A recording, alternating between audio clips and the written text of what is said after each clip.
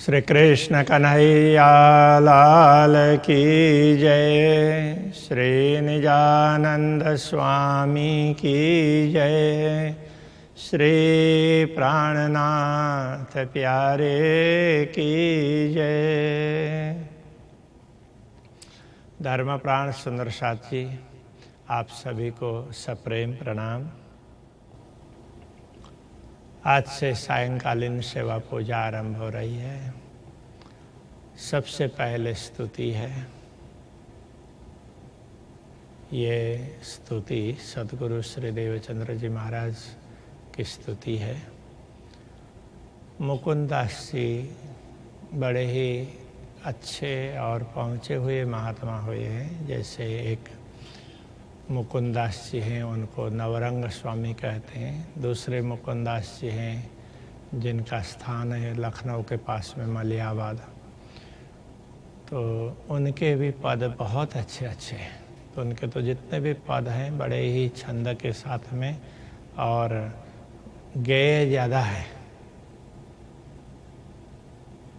तो उनका पद है ये। और अंतिम चौपाई है इसमें, वो मुकुंदास जी का नहीं है। वो वृत्तांत मुक्तावली में से निकाल करके इसमें डाला। तो हो सकता है कि इसने डाल दिया होगा बाद में, तो वो प्राणनाथ जी की विस्तुति हो जाए ऐसा करके। बाकी मुकुंदास जी ने तो सतगुरु की स्तुति ये रखी थी। और सतगुरु कहने से तो हम लोग उसमें सभी सतगुरु श्री देवचंद्र जी महाराज, महामती श्री प्राणनाथ जी सभी को ही लेते हैं। और जो लोग ये सोच लें कि अपने गुरु तक सभी को ही समझ लें तो इसमें भी कोई आपत्ति नहीं है।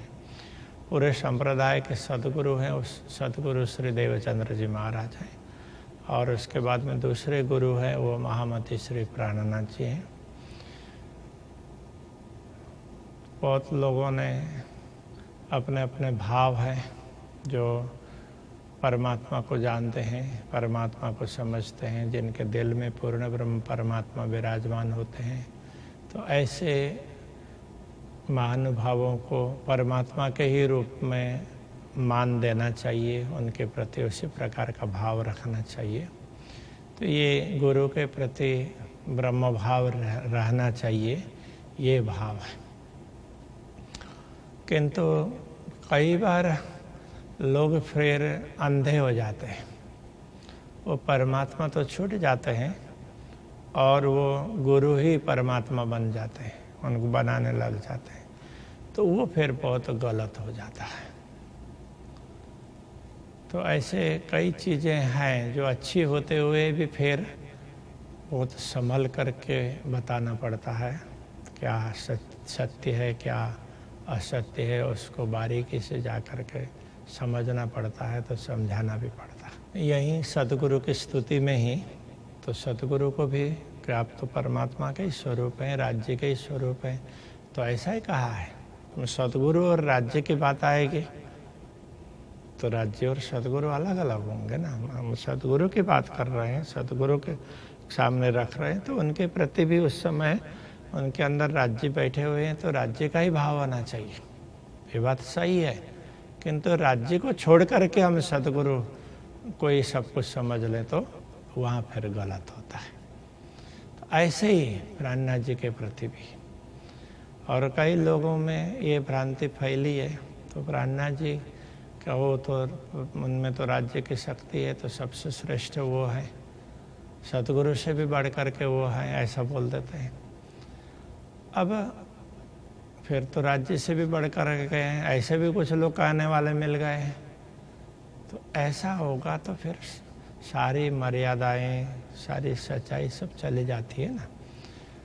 तो प्राणनाथ जी को महत्व देना ही चाहिए, क्योंकि राज्य की शक्ति उनमें है और उन्होंने राज्य के आदेश से कार्य किए हैं। किंतु आदेश देने वाले तो उनसे बढ़ कर के है ना।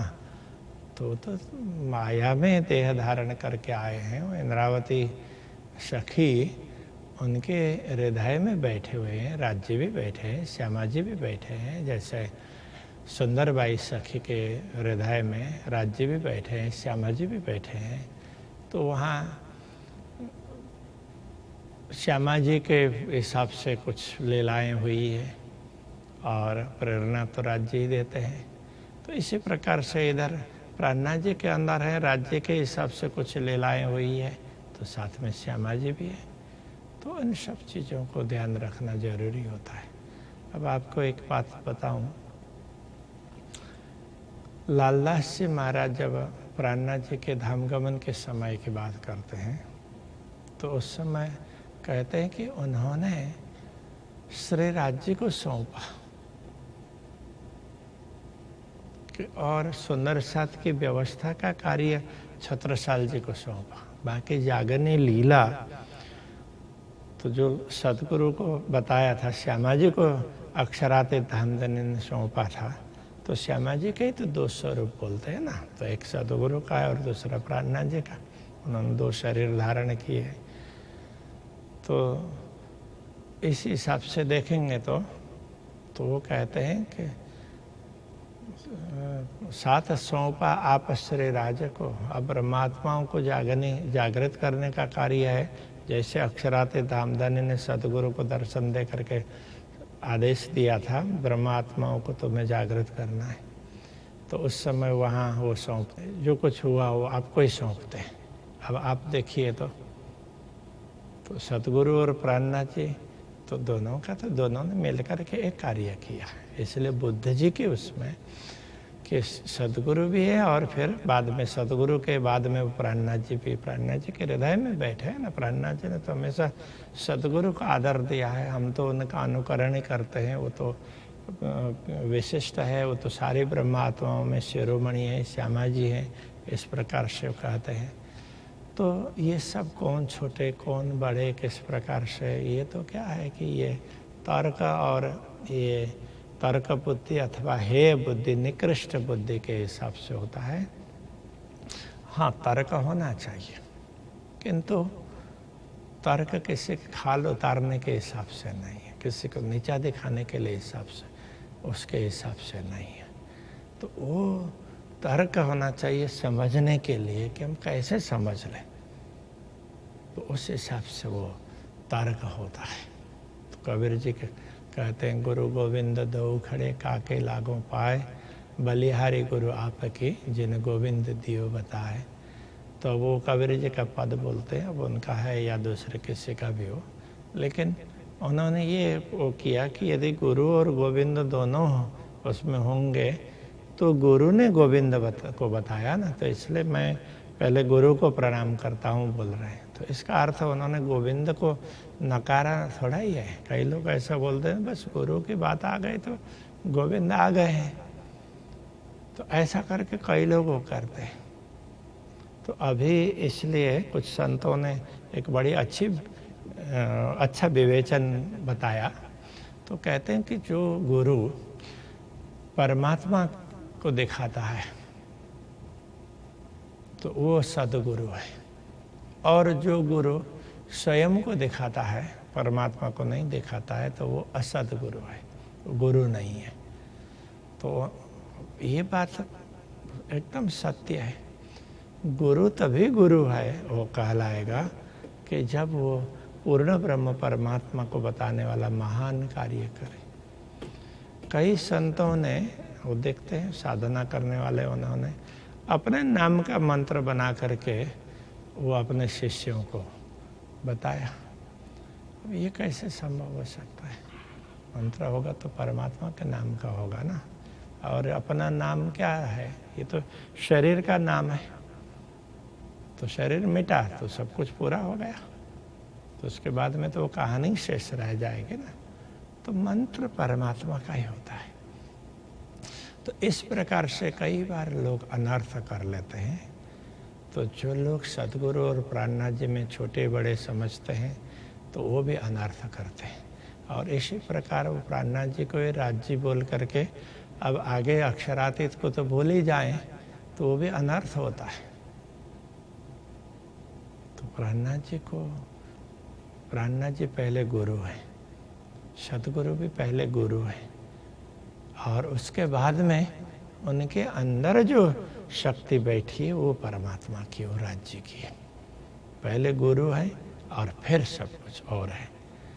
तो वो गुरु के रूप में हम भूल जाएंगे तो अनर्थ हो जाएंगे।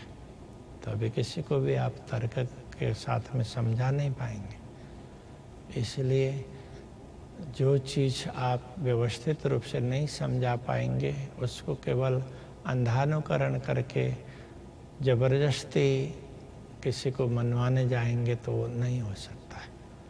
तो इससे सदगुरु को गुरु के रूप में मानने में, प्राणनाथ जी को गुरु के रूप में मानने में कोई उनकी महिमा में या उनके मान में, सम्मान में किसी प्रकार की कमी नहीं होती। तो गुरु ही है। अरे अक्षरातीत धामधनी भी जागने लीला में स्वयं पूर्ण ब्रह्म परमात्मा आकर के समझाते हैं। गुरु का ही तो काम किया उन्होंने। गुरु का अर्थ है महान होता है, महान कार्य किया ना, इसलिए वो गुरु बोलते हैं। गुरु व्यक्ति को लेकर के नहीं बोल रहे हैं, गुरु कार्य किया है तो वो बहुत बड़ा कार्य है। अभी तक दुनिया में कभी नहीं हुआ था जो पूर्ण ब्रह्म परमात्मा ने प्रकट होकर के किया है। तो गुरु कार्य किया है इसलिए गुरु कहा। अब गुरु कहने से मनुष्य और परमात्मा कहने से परमात्मा, ऐसा थोड़ा ही होता है। तो ज्ञान उपदेश, दुनिया में ज्ञान उपदेश देकर के दूसरों को सीधे रास्ते पर ले जाना वो महान कार्य होता है। उस कार्य को गुरु कहते हैं। लघु और गुरु, छोटा और बड़ा, तो वो बड़ा कार्य है ना। तो पूर्ण ब्रह्म परमात्मा ने ये कार्य किया, इसीलिए गुरु साक्षात परम ब्रह्म ऐसा कहा।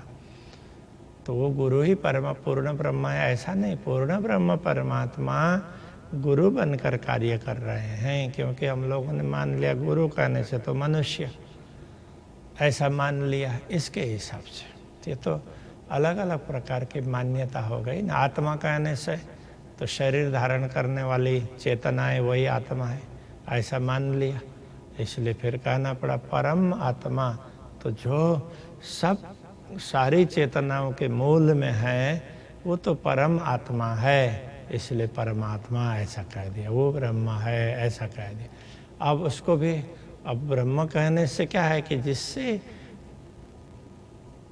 सब कुछ वृद्धि को प्राप्त होता है, बढ़ता है, तो वो ब्रह्म है। उस ब्रह्म शब्द का अर्थ ही है, तो बृहन्नाति इस अर्थ में।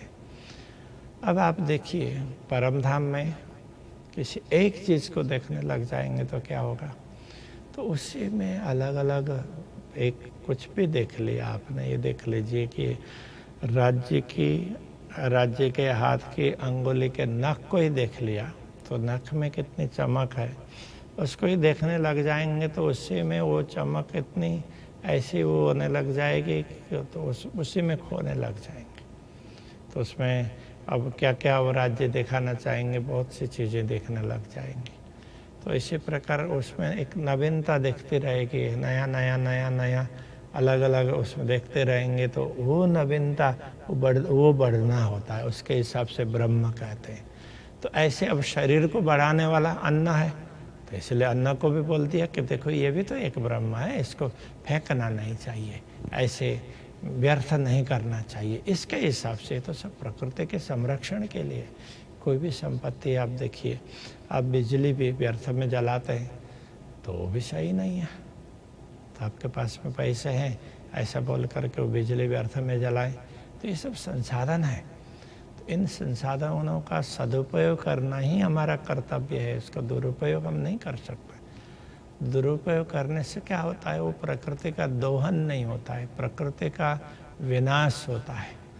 तो अभी जो आज का भौतिक विज्ञान है वो प्रकृति के विनाश की ओर जा रहा है, जबकि ऋषि महर्षियों का भौतिक विज्ञान था वो प्रकृति के संरक्षण वाला था।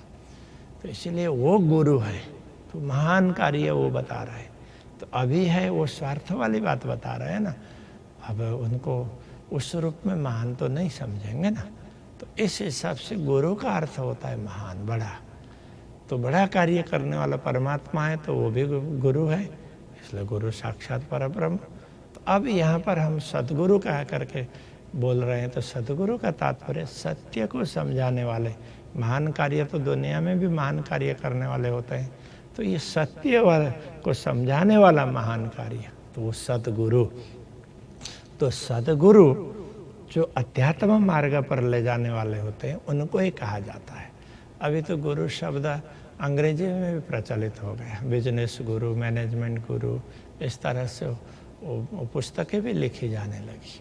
तो अब वो मैनेजमेंट का सिखाने वाले उसके निष्णात वो गुरु हो सकते हैं, किंतु सदगुरु नहीं हो सकते। सदगुरु परमात्मा की बात समझाने वाले, सत्य की बात समझाने वाले, परम सत्य को समझाने वाले होते हैं, वही सदगुरु होते हैं। ऐसे सदगुरु को, सदगुरु की स्तुति है यहाँ पर की जा रही है। अभी आप पहले ये सदगुरु स्तुति गायन के रूप में सुन लीजिए। बोलिए श्री कृष्ण कन्हैया लाल की जय, श्री निजानंद स्वामी की जय, श्री प्राणनाथ प्यारे की जय, श्री पाँच नवतनपुरी धाम की, जगत गुरु आचार्य श्री 108 श्री कृष्णमणि जी महाराज की, श्री कृष्ण प्रणामी धर्म की, समस्त सुंदर साथ की। वंदो सतगुरु चरण को, करो प्रेम प्रणाम,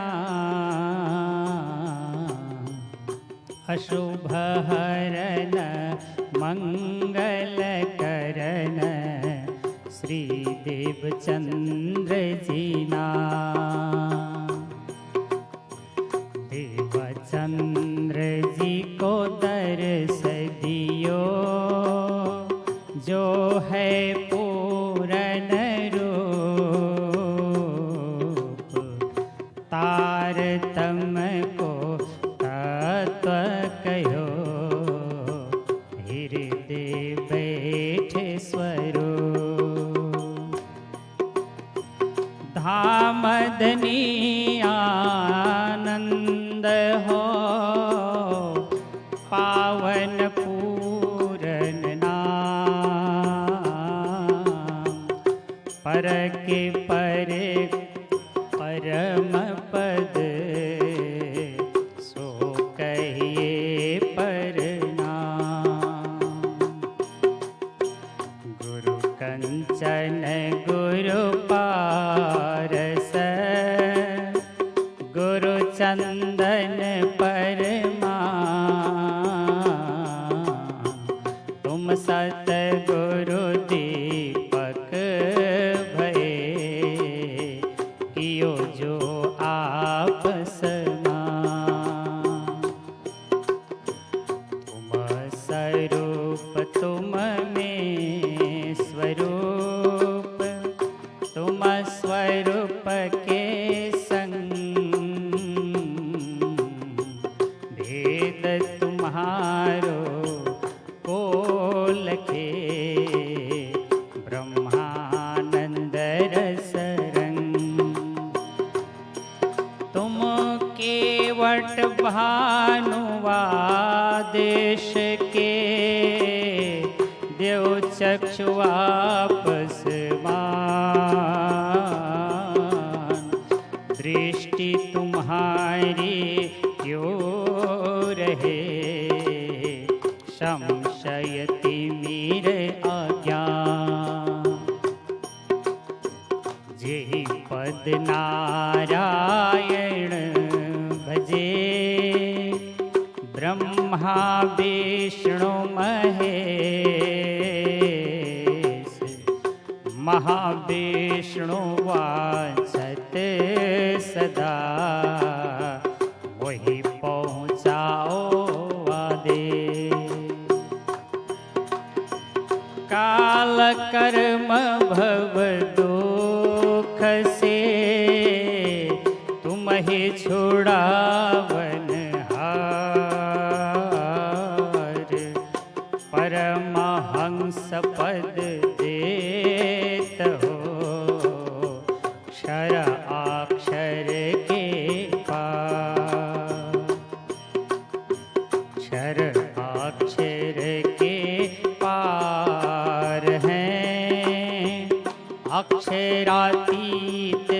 आधार, बिना संबंध न पाए, वो किन करे आचार।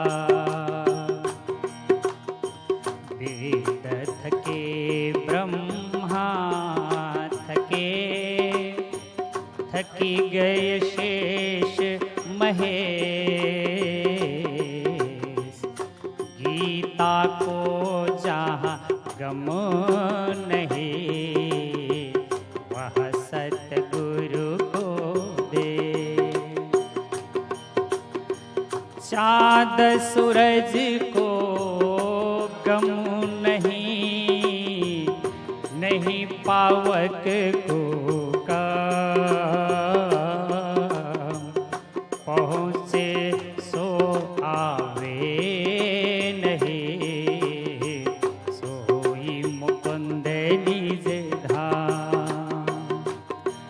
श्री प्राणनाथ निज मूलपति, श्री मेहराज सुना, तेज कुंवरी श्यामा जुगल, पल पल करूं प्रणाम। श्री प्राणनाथ निज मूलपति, श्री मेहराज सुना, तेज कुंवरी श्यामा जुगल, पल पल करूं प्रणाम। तेज कुंवरी श्यामा जुगल, पल पल करूं प्रणाम, पल पल करूं प्रणाम। कृष्ण कन्हैया लाल की जय। धर्म प्राण सुंदर साथ जी, सदगुरु स्तुति आपने सुनी।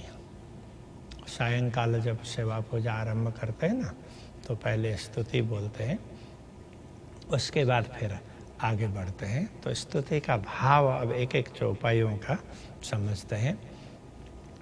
पहली चौपाई है वंदो सतगुरु चरण को। हम सतगुरु के चरणों की वंदना करते हैं। मैं भी कह सकते हैं, मैं सदगुरु की चरणों की वंदना करता हूँ।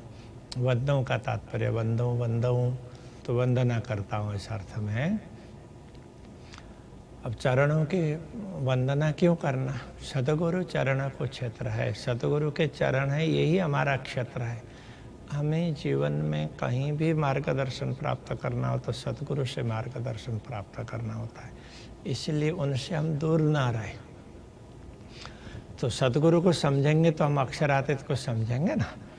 तो आप देख लीजिए, परमधाम में जब अक्षरातीत पूर्ण ब्रह्म परमात्मा श्री श्यामा जी को साथ में बैठा करके, ब्रह्मात्माओं को चारों तरफ बोले बेलाओं में बैठा करके उनको खेल दिखाने के लिए तैयार होते हैं, उस समय उन्होंने अपने बाएं चरण के ऊपर दायां चरण रखा हुआ होता है।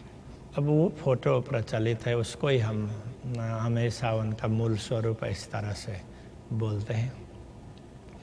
अब वास्तव में देखा जाए तो क्या कहीं भी बैठेंगे तो ऐसा ही बैठेंगे?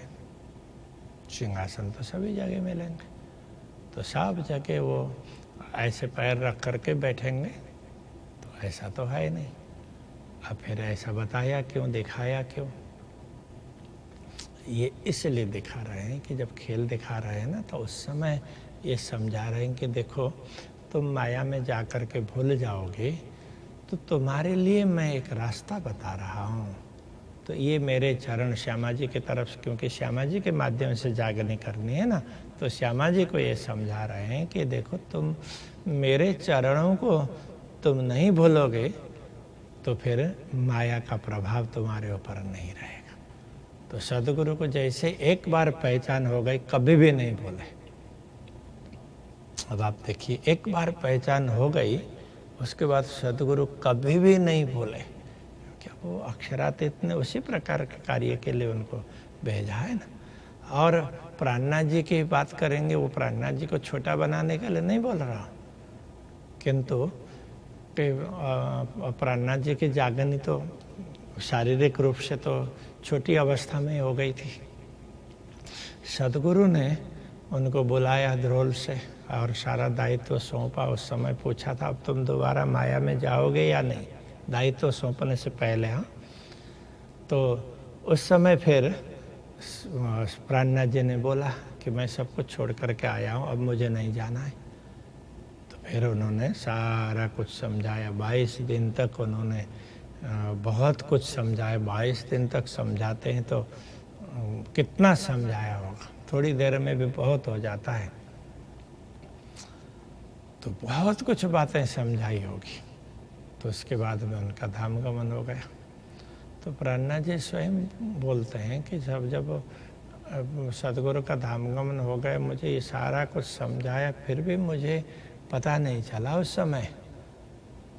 फिर वो सदगुरु के नाम पर भंडारा करने के लिए भी तो वो राज दरबार में नौकरी करते हैं। काम तो माया का हुआ ना, उद्देश्य अच्छा है किंतु सफलता नहीं मिलती है। तो फिर उसके लिए वो अपने पश्चाताप भी करते हैं, मैंने तो अच्छा काम किया था, फिर भी इसमें सफलता नहीं मिली। ऐसा करके खरू करता खोटा माए थी, पर नव सिद्धियो एक एक आज, ऐसा बोलते हैं।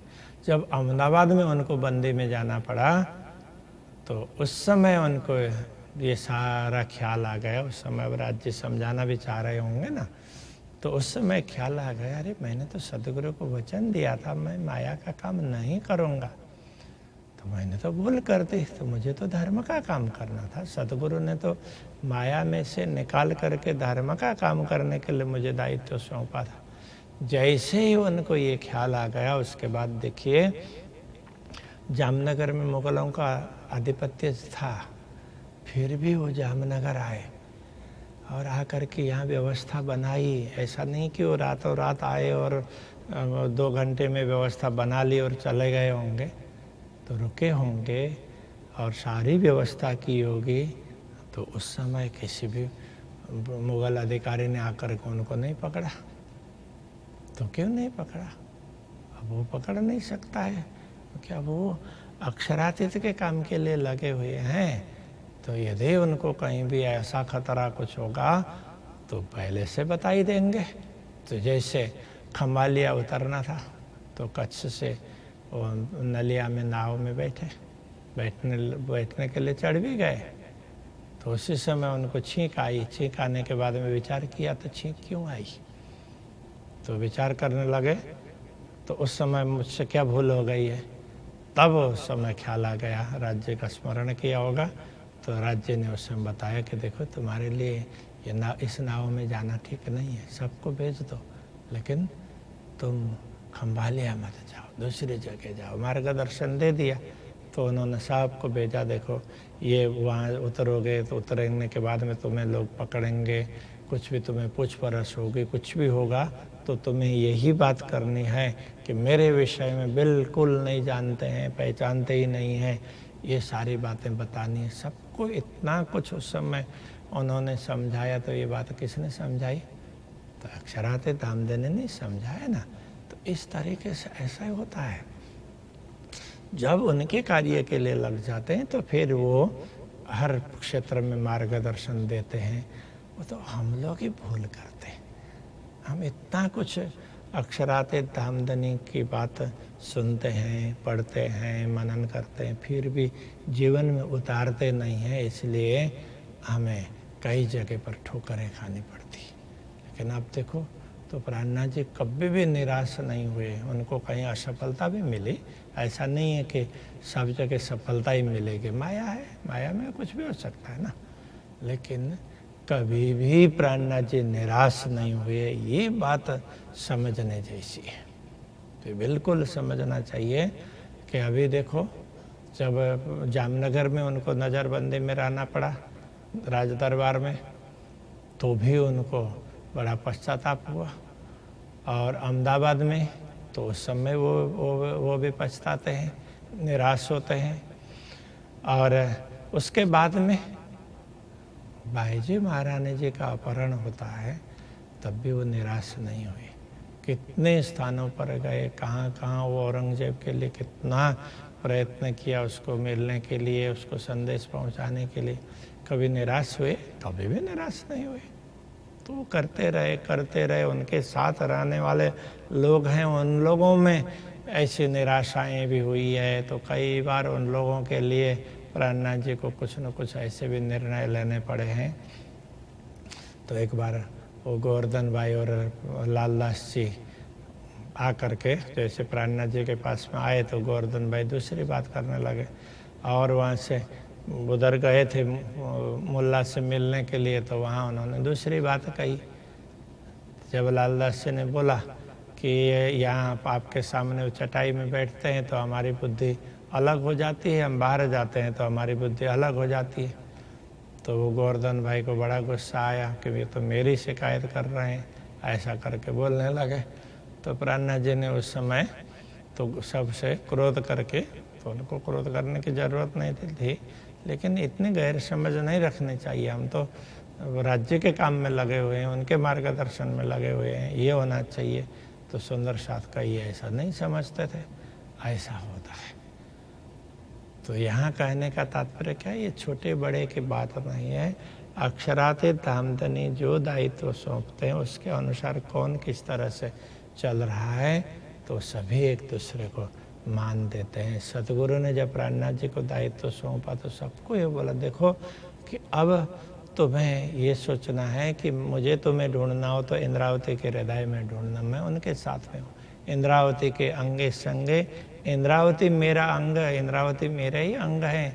जो अंग सौंपे इंद्रावती को ताए प्रेमी रंगाड़ू रंग, कि जो इंद्रावती के प्रति समर्पित होंगे कि वो अभी मेरे साथ रहते हुए जो प्रेम प्राप्त कर रहे हैं, जो आनंद प्राप्त कर रहे हैं, वही आनंद तुम्हें प्राप्त होगा। तो अभी ये इंद्रावती के लिए किया कि नहीं, कितनी बड़ी बात कह दी। तो इसी प्रकार से प्राणनाथ जी बार बार कहते हैं जो कुछ है वो सदगुरु है। तो ऐसे सदगुरु की यहाँ पर स्तुति चल रही है। करूं प्रेम प्रणाम, उनके चरणों की वंदना करते हैं कि ऐसे सदगुरु के चरणों को याद करना है। तो सदगुरु चरण को क्षेत्र है, उनके चरणों से हमें दूर नहीं जाना होता है, उनका मार्गदर्शन प्राप्त करते रहना होता है। करूं प्रेम प्रणाम, प्रेम से प्रणाम करते हैं। अशुभ हरण मंगल करण, अशुभों को दूर करने वाला और मंगल को बढ़ाने वाला श्री देवचंद्र जी नाम। तो सतगुरु का नाम इस प्रकार का है, अशुभों को दूर करने के लिए। तो मंगलाचरण में यही तो करते हैं। तो अशुभ को दूर करने के लिए गणपति जी की प्रार्थना करते हैं, तो भी तो विघ्न विनाशक ऐसा मानते हैं ना, विघ्नों को दूर करने वाले। तो ऐसा ही होता है, हम कोई भी प्रार्थना करते हैं, स्तुति करते हैं, तो पहले हमारे कार्य में किसी प्रकार के विघ्न ना आ जाए उसके लिए प्रार्थना करते हैं। यहाँ सदगुरु के चरणों में वही प्रार्थना की जा रही है। तो श्री देवचंद्र जी नाम, श्री देवचंद्र जी का नाम है, अशुभों को दूर करने वाला है और मंगल बढ़ाने वाला है। श्री देवचंद्र जी को दर्शन दियो जो है पूर्ण रूप, सदगुरु को दर्शन जिन्होंने दिया है वो पूर्ण ब्रह्म परमात्मा है। वो कोई छोटी सी शक्ति ऐसा नहीं है, पूर्ण ब्रह्म परमात्मा के दर्शन हुए हैं सदगुरु को। तो उन्होंने तारतम को तत्व कहो, तारतम का तत्व उन्होंने कहा। हृदय बैठे स्वरूप, तो तारतम का रहस्य समझाया, पाताल से परमधाम सारा समझाया, सारा दिखाया और मंत्र भी प्रदान किया। और उनके हृदय में बैठे, हृदय बैठे स्वरूप, उनका स्वरूप जो स्वरूप देख रहे थे उनके हृदय में बैठा। तो उनको लगा सदगुरु को मेरे हृदय में बैठे, ऐसा फील हुआ। बहुत लोगों को ऐसा होता है, कईयों को ध्यान में ऐसा होता है, तो अक्षराते धामधनी दर्शन देते हैं अथवा उनके चरण पादुका के दर्शन होते हैं तो उनके हृदय में बैठे हैं, ऐसा वो फील करते हैं। तो इस तरह का होता है, जो भी ध्यान करेंगे, अक्षराते धामधनी का चिंतन करेंगे, तो जैसे करवाना है तो उनके हाथ में होगा ना, हमारे हाथ में थोड़ा ही होगा। हमारी भावना शुद्ध होनी चाहिए, हमारी श्रद्धा निष्ठा होनी चाहिए। बाकी तो अब वो उनको है ना जो कुछ करवाना है। तो हम थोड़े से में ही संतुष्ट हो जाते हैं तो कोई बात नहीं है। और यदि हमें और इच्छा होती है उनके दर्शन की तो दर्शन भी करवाएंगे। तो ऐसा होता है। तो इसलिए कहते हैं अब धाम धनी आनंद हो पावन पूर्ण नाम, पर के परे परम पद सुख ये परनाम। धाम धनी आनंद हो, जो सदगुरु के हृदय में बैठा हुआ स्वरूप है वो पूर्ण ब्रह्म परमात्मा का स्वरूप है। इसलिए सदगुरु भी उसी रूप में आ गए हैं। तो पावन पूर्ण नाम, उनका नाम है वो पावन है और पूर्ण है। पूर्ण ब्रह्म परमात्मा है ना, इसलिए उनका तो पावन भी है पूर्ण भी। पर के परे परम पद, तो वो पूर्ण ब्रह्म परमात्मा का स्थान कौन सा है? तो जो सदगुरु के हृदय में बैठे तो कहते हैं वो पर से भी पर है। तो वो क्या है? क्षर अक्षर के पार बसत है, अक्षरातीत आधार। अक्षर से पार अक्षर, अक्षर से पर अक्षरातीत। तो इसलिए कहते हो मेरी वासना तुम चलो अगम के पार, अगम पार अपार अपार तहाँ है तेरो करार। ये परम पद है। तो पर से भी पर, तो ऐसा परम पद है। तो अविनाशी स्थान नश्वर जगत में से पर का स्थान हो गया अविनाशी। अविनाशी में भी पूर्ण ब्रह्म परमात्मा का पद है ये। तो सो का ये परनाम, तो उसको ही पर नाम कहा, वही पर का नाम है।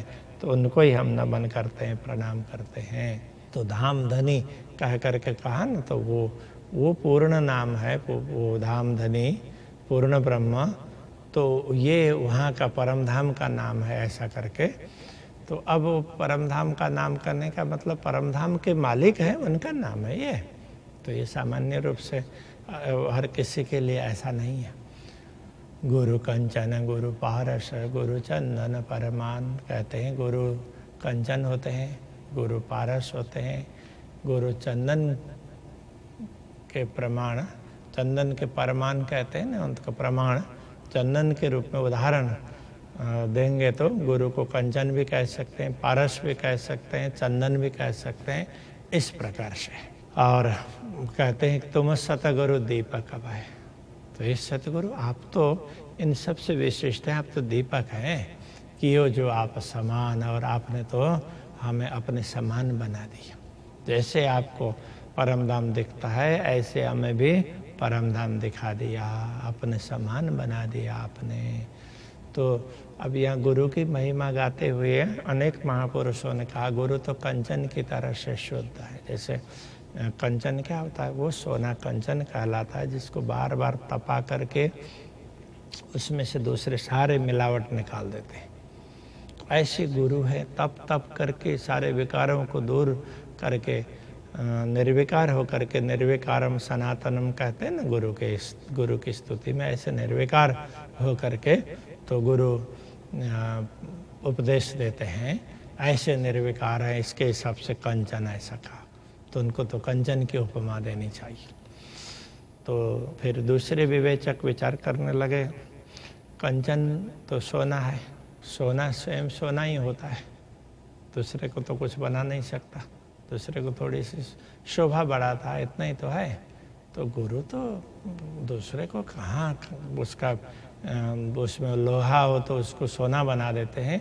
तो इनको तो पारस कहना चाहिए। उनके संपर्क में आने पर, जैसे लोहा पारस के संपर्क में आने पर सोना बन जाता है, तो साधारण जीव भी गुरु के पास आएगा, गुरु के सानिध्य में आएगा, उनके चरणों में, तो वो भी उसमें विशिष्ट बन जाएगा। तो उनको तो पारस कहना चाहिए। कईयों ने विचार किया बात तो ये बहुत अच्छी है, फिर भी पारस शब्द ये भी सीमित अर्थ ही बताता है, क्योंकि वो पारस किसी लोहे को सोना बनाता है। अब वो सोना दूसरे को कुछ नहीं बना सकता, जबकि गुरु तो बहुत कुछ कर सकते हैं। वो तो एक को नहीं अनेक को बनाते हैं, और जिसको बनाते हैं वो भी दूसरों को कुछ करता है। तो अब उनके लिए क्या कहें? तो उनके लिए फिर चंदन का। तो चंदन क्या है कि चंदन यहाँ हो तो भी उसकी सुगंधी दूर तक पहुँचती है। तो चंदन है, एक के बाद में दूसरे में जैसे चंदन का वृक्ष भी होगा तो उसके संपर्क में जो भी वृक्ष आएंगे सब चंदन बन जाते हैं। तो इस हिसाब से, और वो चंदन खींचते हैं तो दूसरों में भी सुगंधी आती है, जो चंदन का लेपन करते हैं तो उनको भी उनमें भी सुगंधी आती है। तो इस प्रकार से गुरु को चंदन की तरह से समझना चाहिए। तो ऐसा करके सब लोग ना वो विवेचन कर रहे हैं। तो ऐसे समय पर मुकुंदास जी कहते हैं कि देखो ये सारी वस्तुएं सही है, कंचन भी श्रेष्ठ है, पारस उससे श्रेष्ठ है, चंदन उससे भी ज़्यादा उपयोगी है। उपयोगी का तात्पर्य सुगंध फैलाने में उससे भी ज़्यादा काम करता है। किंतु सदगुरु को तो दीपक समझना चाहिए। तुम सदगुरु दीपक भय। दीपक क्यों? तो एक दीपक से कई दीपक जलेंगे और जितने दीपक जले उनसे हजारों जल जाएंगे। उनसे जलते जलते जलते आगे कितने ही सारे ही एक से एक ऐसे हो जाते हैं। तो सदगुरु ये हैं। तो क्योंकि पूर्ण ब्रह्म परमात्मा ही सदगुरु बन कर के आए ना, तो सदगुरु तो ये काम करते हैं। इसलिए कहा तुम सदगुरु दीपक भय कियो जो आप समान। तो सबको अपने समान बनाते गए। दीपक सबको अपने समान बनाता जाता है, अपने से बढ़ कर के भी हो जाता है। तो इस तरह से तो गुरु का कार्य ये है। तो सदगुरु को दीपक के रूप में समझना चाहिए। ऐसा करके यहाँ पर समझाया। आगे देखिए, तुम स्वरूप तुम में स्वरूप। आप स्वयं परमात्मा के स्वरूप हैं, ब्रह्म स्वरूप। अब इसके लिए शास्त्रों में भी ऐसा कहा है, ब्रह्म वेद ब्रह्मैव भवति। जो ब्रह्म को जानता है वो ब्रह्म का ही रूप होता है, ऐसा कहते हैं। तो आप तो परमात्मा के ही स्वरूप में हैं सतगुरु। तो ऐसा कहा। फिर कहा कि देखो आपके अंदर परमात्मा विराजमान है, तो मम स्वरूप। और अब सतगुरु के साथ में कई बार कृष्ण जी प्रकट होते थे, साथ में बैठ करके भोजन भी करते थे। तो मैं स्वरूप के संग आपके साथ में तो कृष्ण जी कई बार आते थे। और जब लीलाबाई माता को लेने के लिए आए तो उस समय भी तो आए ना, और लेकर के भी गए। तो आपके साथ में तो आप तो सब कुछ है। इसलिए भेद तुम्हारो को लखे, आपको कौन क्या समझे। तो आप स्वयं ब्रह्म स्वरूप है वो माने, आप में पूर्ण ब्रह्म परमात्मा विराजमान है वो माने, आपके साथ साथ रहते हैं पूर्ण ब्रह्म परमात्मा वो समझ लें। तो आपका भेद तो कोई समझता नहीं है। ब्रह्मानंद रस रंग, ये लखे कहा है ना, को लखे मतलब कौन समझेगा। लखना का अर्थ तो देखना होता है, किंतु यहाँ आँखों से देखना ऐसा नहीं है, वो अंतर से देखना समझना उसके लिए है। ज्ञान से देखना समझना। ब्रह्मानंद रस रंग, आप तो ब्रह्मानंद रस से रंगे हुए हैं, बस ब्रह्मानंद रस पी रहे हैं, उसमें आप मस्त हैं। ऐसे सतगुरु हैं। तो अब आगे वो कहते हैं तुम केवट भानु वा दे सके। तो आप तो केवट के रूप में भी हैं। तो केवट के रूप में कैसे? जैसे केवट नदी पार करवा देता है, जलाशय को पार करवा देता है, बड़े बड़े जलाशय होंगे, ऐसे भवसागर से पार करवाने वाले आप केवट हैं, तारने वाले हैं। क्योंकि सतगुरु के माध्यम से तर सकते हैं, वैसे तो तर ही नहीं सकते। और दूसरा कह दिया भानु प्रकाशक। तो प्रकाशक का तात्पर्य, तो आप तो पूरे परमधाम को भी समझा देते हैं, दुनिया को भी समझा देंगे और परमधाम को भी समझा देंगे कि आप तो भानु हैं, परमधाम के भानु हैं। तो दुनिया से तारने वाले हैं तो वो केवट हो गए। भानु वह देश के, वह देश मतलब उस देश के, तो परमधाम के प्रकाशक हैं, परमधाम को दिखाने वाले हैं। देव चक्षु आप समान, जैसे आपकी दृष्टि परमधाम को देखती है ऐसे हमारे दृष्टि को भी आप खोल दीजिए, अपने समान दृष्टि बना दीजिए, ताकि हम भी परमधाम को देख सकें, हम भी पूर्ण ब्रह्म परमात्मा को देख सकते हैं। तो सतगुरु की ये स्तुति है, कितनी मार्मिक बात है। हाँ, तो हम लोगों को सदगुरु के पास से ये प्राप्त करनी होती है। हम तो दुनिया की माया बटोरना चाहते हैं और माया की वस्तुएं ये मिले वो मिले चाहते हैं।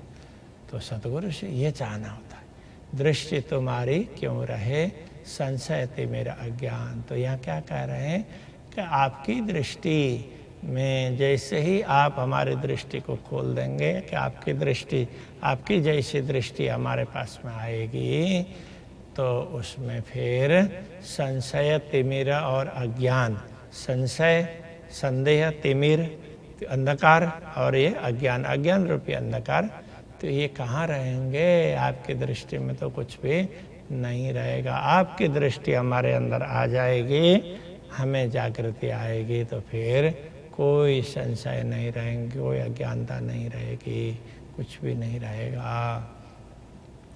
तो कहते हैं जही पद नारायण भजे ब्रह्मा विष्णु महेश। अब आगे कहते हैं कि जिस पद को, जही पद नारायण भजे, भगवान नारायण क्षर पुरुष है, ब्रह्मांड के मुखिया सबसे बड़े, तो वो जिसका चिंतन करते हैं और ब्रह्मा विष्णु महेश और भगवान नारायण से फिर सबसे पहले सृष्टि है ब्रह्मा विष्णु महेश की। इन सबको ना महद सृष्टि कहते हैं। तो सृष्टि भी अलग अलग प्रकार की है ना, तो ये महद सृष्टि, श्रेष्ठ सृष्टि है। तो जैसे अक्षर ब्रह्म ने भगवान नारायण को बनाया, तो ये सृष्टि भगवान नारायण से, अक्षर ब्रह्म से भगवान नारायण प्रकट हुए हैं। तो उनमें से ऐसा कोई मैथुनी सृष्टि इस प्रकार से है, ऐसा नहीं है। तो ये महद सृष्टि, विशिष्ट प्रकार की, श्रेष्ठ प्रकार की सृष्टि। और भगवान नारायण से ब्रह्मा विष्णु महेश प्रकट होते हैं, तो ये महद सृष्टि है। और उसी प्रकार से देवी देवताओं की सृष्टि महद है। तो उसके बाद में फिर मानसी सृष्टि है, जैसे नारद जी हैं, सनकादिक हैं, ये सब मानसी सृष्टि है। तो मानसी सृष्टि को आज के समय पर मानते हैं। तो मानसी सृष्टि क्या है कि जैसे कोई किसी का शिष्य होता है तो वो शिष्य भी पुत्र ही होता है, वो मानस पुत्र होता है। वो धर्मपुत्र जैसे दूसरे लोग मान लेते हैं, ऐसा नहीं, वो मानस पुत्र वहाँ, तो वो मानस सृष्टि में तो वो पुत्र की तरह से मानते हैं। अब देखिए, तो सतगुरु के, एक तो सतगुरु के साथ में बिहारी जी थे और एक प्राणनाथ जी थे, दोनों ही उनके पुत्र हो गए। बिहारी जी हैं वो औरस पुत्र हैं और वो प्राणनाथ जी वो मानस पुत्र है। अब उन्होंने धर्म का दायित्व के उसको सौंपा, प्राणनाथ जी को सौंपा। तो ये है, तो ये क्या है कि ये मानस सृष्टि है। तो अभी के समय में ऐसा समझना होता है, शिष्य है वो मानस पुत्र होता है।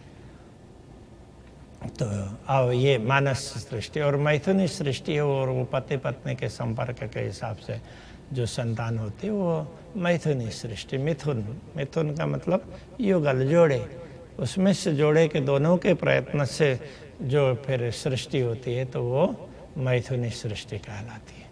मानसी सृष्टि मन से मान लिया, वो भावना से जुड़ा हुआ होता है। और महद सृष्टि वो विशिष्ट प्रकार की होती है। तो इस प्रकार से ये सृष्टि है 3 प्रकार की। तो यहाँ ये कह रहे हैं कि ये महद सृष्टि वाले भी तो क्या करते हैं, पूर्ण ब्रह्म परमात्मा का स्मरण करते हैं। महाविष्णु वांछत सदा, महाविष्णु भी वही चाहते हैं। तो क्या चाहते हैं, वो अखंड होना चाहते हैं, अखंड में जाना चाहते हैं। मोहे पहुँचाओ वो आदेश, तो हे सदगुरु मुझे भी वो अखंड में पहुँचाइए। अब अखंड में तो जो जहाँ से आए हैं, जिनका जैसा संपर्क है उस हिसाब से वहाँ जाएंगे। तो ब्रह्म आत्मा होगी तो परमधाम में पहुँचेगी, ईश्वरीय सृष्टि होगी तो अक्षर ब्रह्म के पास पहुँचेगी, और बाकी सृष्टि हैं तो वो अव्याकृत अक्षर के और अथवा तो अक्षर ब्रह्म के ही चतुष्पाद विभूति है, उनके विभिन्न स्थान हैं।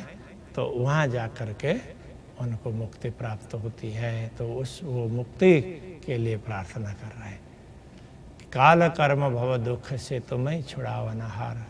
काल से, कर्म से और भव दुख से, संसार के दुख से बार बार होता रहता है, इसलिए भव, भवती इति भव, तो दुख होते ही रहते हैं। तो कर्म हम जो करते रहते हैं अच्छे बुरे हैं, तो इन कर्मों का असर पड़ता रहता है। और काल है, काल के हिसाब से असर पड़ता है। तो तुम ही छुड़ावनहार, इन सब से छुड़ाने वाले आप ही हैं। क्योंकि काल से तो हर किसी को भय लगता है, भय से मुक्त करने वाले सतगुरु होते हैं, कर्म से मुक्त करने वाले सतगुरु हैं, भविष्य दुख से मुक्त करने वाले सतगुरु हैं। इसलिए सतगुरु आप ही काल से भी छुड़ाने वाले हैं, मृत्यु से भी बचाने वाले आप हैं, कर्म के बंधनों से छुटकारा दिलाने वाले आप हैं, संसार के दुखों से छुटकारा दिलाने वाले आप हैं। अब ये तीनों दुख हैं। सबसे पहले यदि काल से छुटकारा दिला देते हैं तो जन्म मृत्यु का चक्र ही मिट गया, तो सब कुछ छूट गया, मुक्ति हो गई। सबसे श्रेष्ठ ही है। लेकिन समझ में नहीं आती है उसके बाद में कर्म की बात कही। कर्म के बंधन होते हैं, बार बार जन्म लेना पड़ता है कर्म फल को भोगने के लिए, तो कर्म के बंधनों से भी छुटकारा दिलाएंगे। और लोगों को फिर दुनिया के दुख ही दिखते हैं, सामान्य लोगों को, इसलिए कह दिया भव दुख, उससे भी छुड़ाने वाला सतगुरु है। तुम्हें ही छुड़ावनहार, छुड़ाने वाले आप ही हैं। परमहंस पद देत हो, तो जैसे छूट जाएगा तो फिर क्या होगा, वो परमहंस पद प्राप्त होता है। कहने का तात्पर्य परमहंस जीवन मुक्त, तब हंस वो परम, उसमें हंस तो आत्मा के लिए कहते हैं। अब आत्मा दुनिया में नहीं है, शरीर में रहते हुए भी वो परमात्मा के पास में है, तो परम हंस हो गया है। तो ऐसा पद आप देते हैं क्षर अक्षर के पार, तो आप तो क्षर अक्षर से भी परे का पद देते हैं, तो वो परमहंस पद है, तो वो परम पद है, उसका अनुभव करवाते हैं। तो अब आगे उसी को स्पष्ट करते हैं। क्षर अक्षर के पार है, अक्षरातीत आधार, अक्षर अक्षर से परे है, अक्षरातीत वो हम सबके आधार है। बिना संबंध न पाइए कोटि न करे आचार। ऐसे पूर्ण ब्रह्म परमात्मा के साथ में यदि हमारा संबंध नहीं होगा, सीधा संबंध, तो उनकी उस प्रकार से अनुभूति नहीं होगी जो ब्रह्मात्माओं को होती है। ईश्वरीय सृष्टि होगी तो उसको बड़ा अच्छा लगेगा, नीति नियम वगैरह सब बड़ी श्रद्धा से निष्ठा से पालन करेंगे, किंतु ब्रह्मात्माओं को जो प्रेम होता है वो तो उनको नहीं हो पाएगा। तो इसलिए कहते हैं करोड़ों प्रयत्न करने पर भी बिना संबंध, जैसा संबंध है उस हिसाब से प्राप्त होता है। सीधा संबंध है तो सीधा प्राप्त होगा, वाया संबंध है तो उनको अक्षर ब्रह्म के थ्रू प्राप्त होगा। और ब्रह्मात्माओं को श्यामा जी के थ्रू प्राप्त होता है, क्योंकि श्यामा जी अक्षरातीत के साथ में ही रहते हैं, तो सानिध्य का सुख उनको सदैव मिलता है।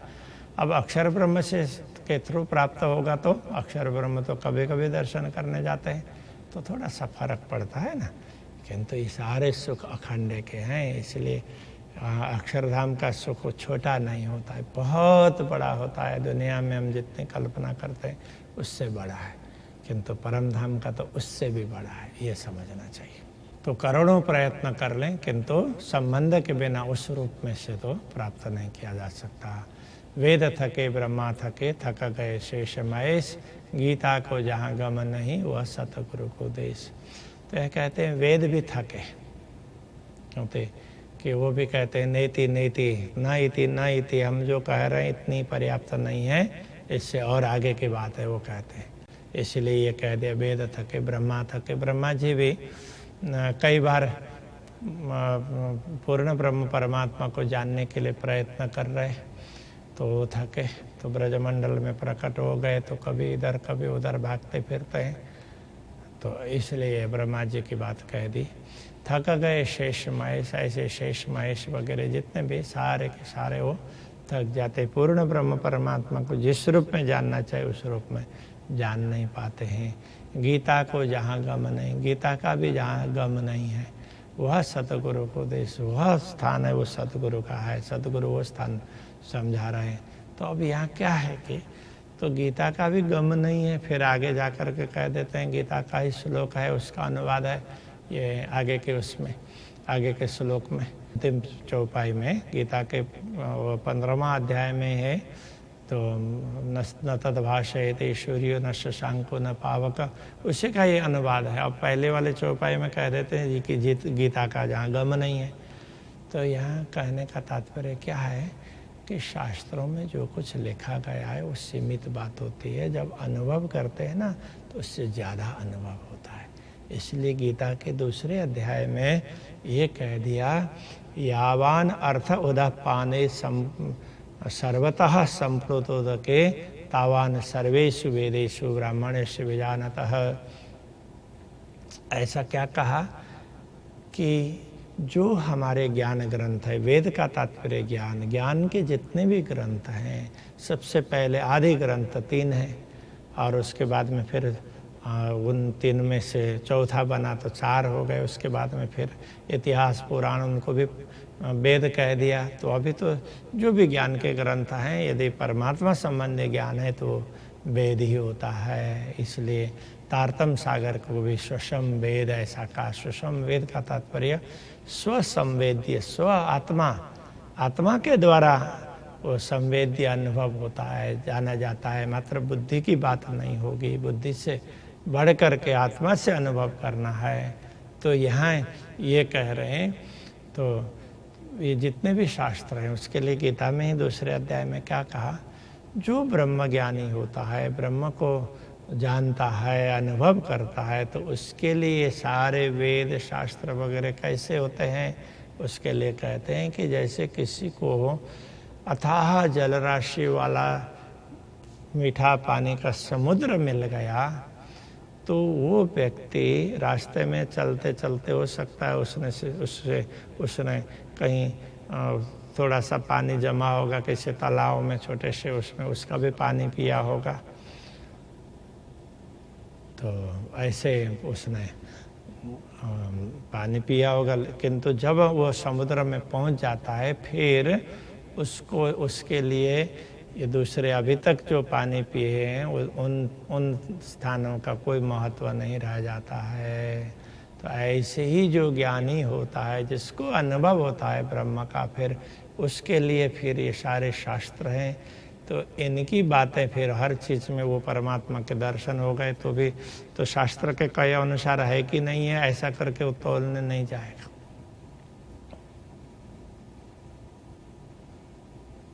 तो वो परमात्मा को पाकर के अभिभूत हो जाएगा, आनंदित हो जाएगा। किंतु क्या होता है कि कई लोग ऐसे होते हैं, शास्त्र की बात नियमों की तब आती है, कई लोग ढोंग करते हैं, फिर दंभ करते हैं।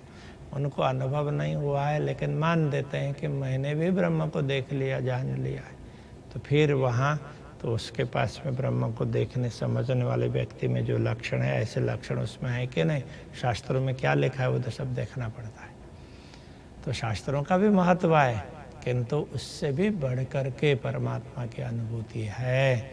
इसलिए इसको वेदांत में फलवृत्ति और वृत्ति व्याप्ति के माध्यम से समझाया। वो क्या कहते हैं कि देखो, दुनिया की कोई भी वस्तु है तो उनके संदर्भ में क्या होता है कि यदि हमारी आँख उनको देखती है तो पहले तो उसको देखती है, तो उस तक पहुंचती है, पहुंच करके उसको देखती है। उसके बाद में उसके आकार को भी निश्चित कर देती है हमारी जो उसमें बुद्धि के साथ में चेतना है।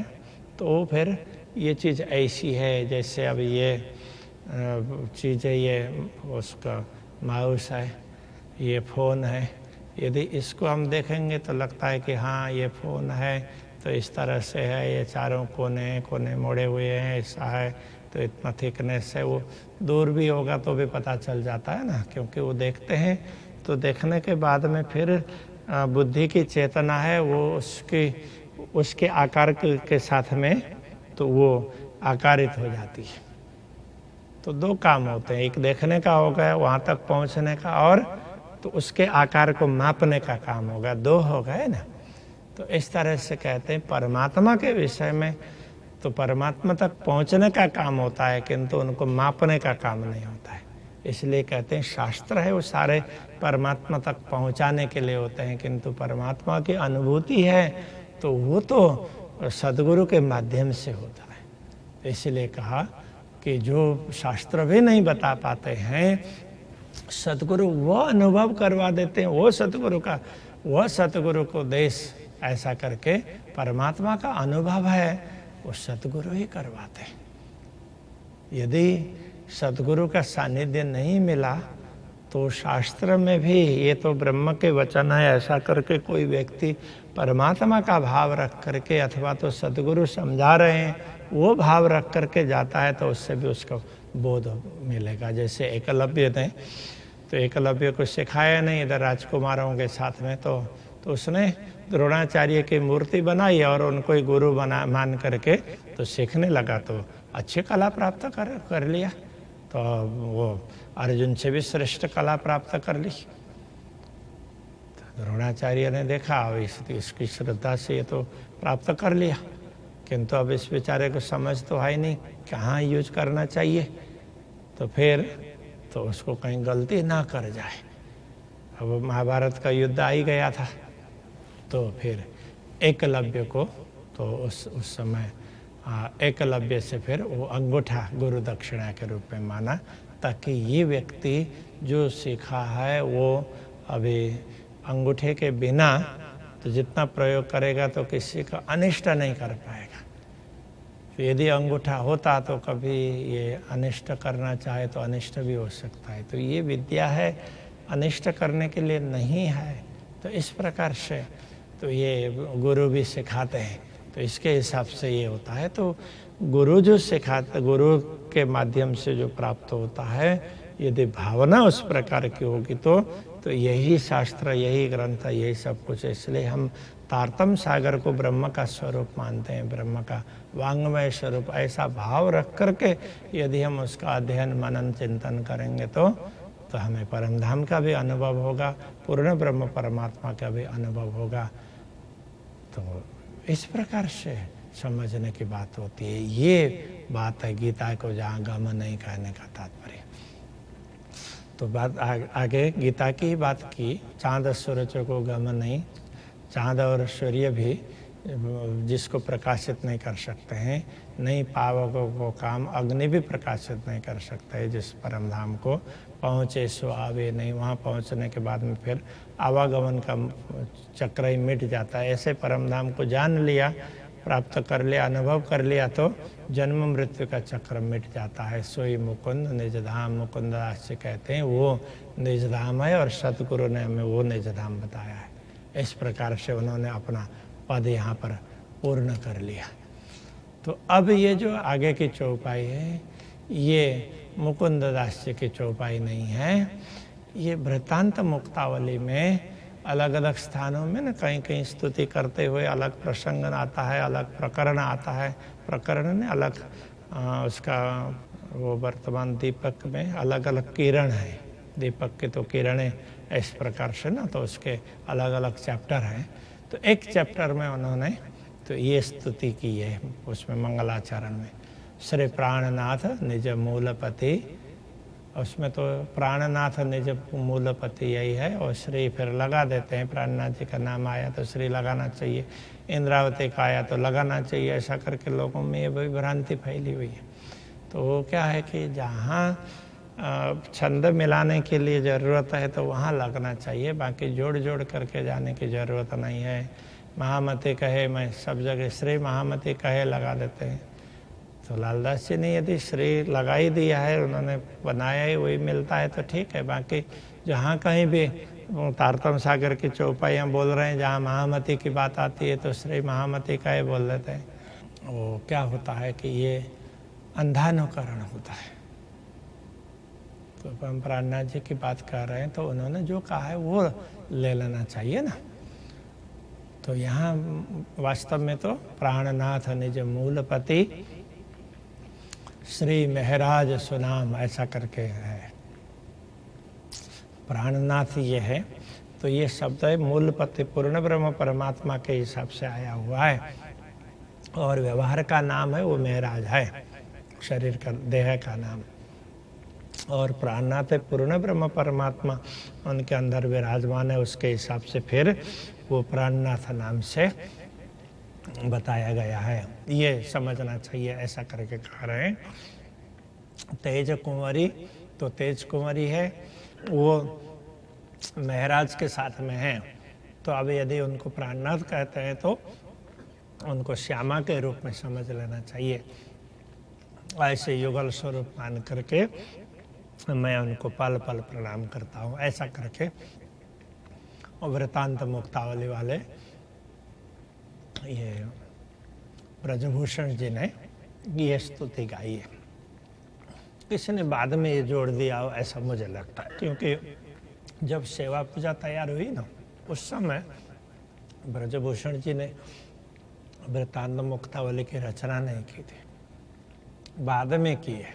तो फिर सेवा पूजा का ऐसे संयोजन कुछ कुछ ऐसे जुड़ते भी गए हैं, लेकिन अब नहीं जोड़ना चाहिए। कई लोग आज भी जोड़ते हैं, अब ऐसे जोड़ते जाएंगे तो सब जगह अलग अलग जोड़ेंगे तो फिर एक रूपता नहीं रहेगी ना, इसलिए अब नहीं जोड़ना चाहिए। जो पहले जुड़ गया सो जुड़ गया, अब जो है उसी को लेकर के जाना चाहिए, तो एक रूपता बनानी चाहिए ना।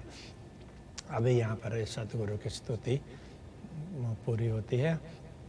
अभी के प्रसंग को यही रखते हैं कि थोड़ी सी लंबी बात हो गई है, किंतु कुछ बात प्रसंग आया तो जानना भी जरूरी था, तो इसके हिसाब से थोड़ा सा विस्तार पूर्वक समझाने का प्रयत्न किया। सबको बहुत बहुत धन्यवाद, सबको बहुत बहुत साधुवाद, प्रणाम।